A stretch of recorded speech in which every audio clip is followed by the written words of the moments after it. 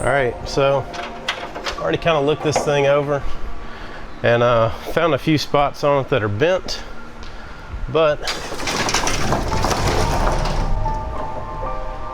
today I'm just going to tear the car down and see what all on the suspension is bent, see what all needs to be replaced, and that way I can start rounding up parts to get this thing back together.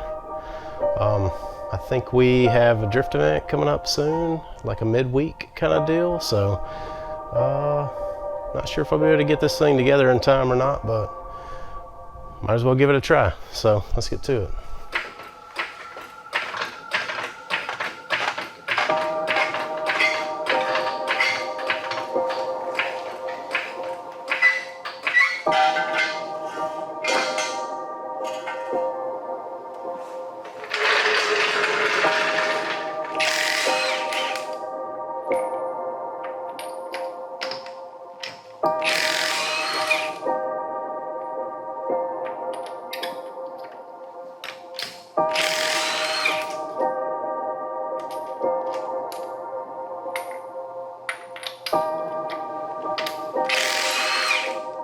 All right, as you can see, the tie rod is bent. It looks like the shock is actually bent, or maybe the housing is bent a little bit right here too. Possibly on the bottom side as well. You can see where that little seam is kind of pulled up a little bit. So I'm gonna go ahead and take all this stuff off. I did notice that right up in here, that area is bent. It looks like the tower is actually shifted over, but it doesn't extend to the firewall. It actually stops about right at the back side of the tower.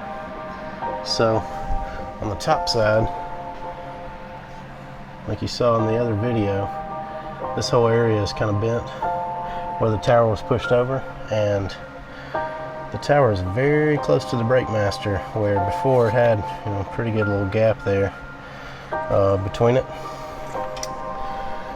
So, but like I said before, this whole corner here has been bent in a really bad wreck beforehand, so none of it was perfect. I just need to be able to get this guy where the camber is as close to the other one as possible, and then I will adjust caster with the factory tension rods, which they are adjustable on this car, unlike a 240.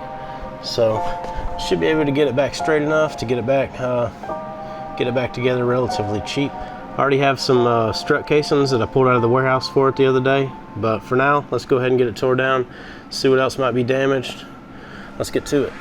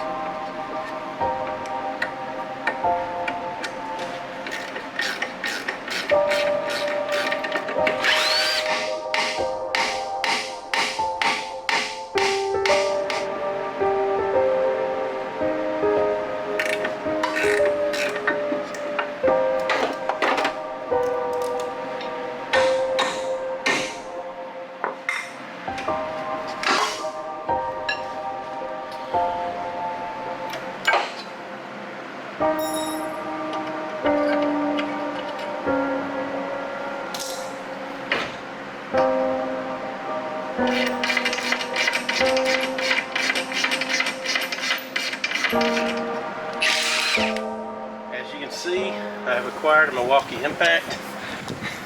My friend Dustin brought it over here the other day. Thank you. Really thankful for that. Hopefully this will make things easier in the future. You guys know I've been struggling with that snap-on for quite a while.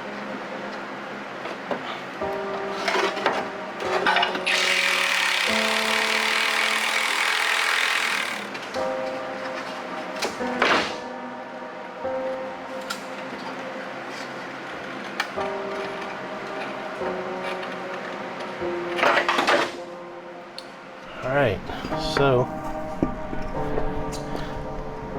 as you can see, it is bent down here at the bottom of the casing, so it doesn't actually look like the shock's even damaged. We may be able to reuse the shock and the coilover piece, and obviously the RCA is still in good shape too.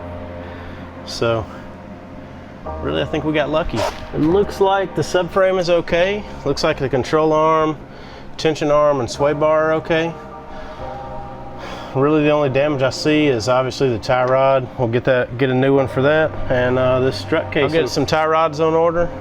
I've got these strut casings pulled out already in the garage, so hopefully next time we'll be transferring all these parts over and maybe we'll get to drive it again. So stick around, find out.